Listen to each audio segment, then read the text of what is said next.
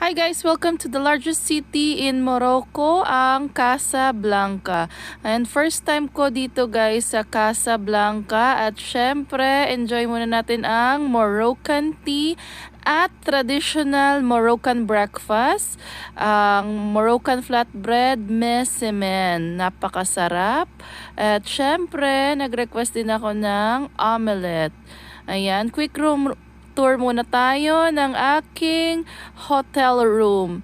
And guys, and outside, sunny pero napakalamig pa rin ng weather. And maya-maya, mag-day tour tayo sa city.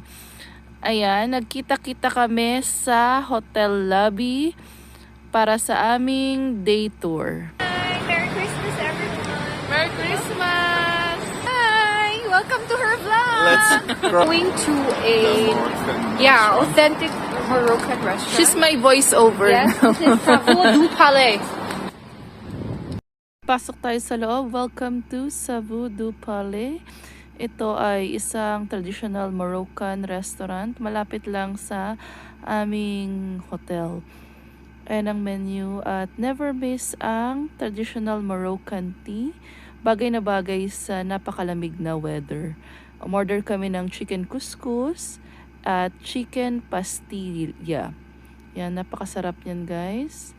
Yan ang sauce ng chicken couscous. Like,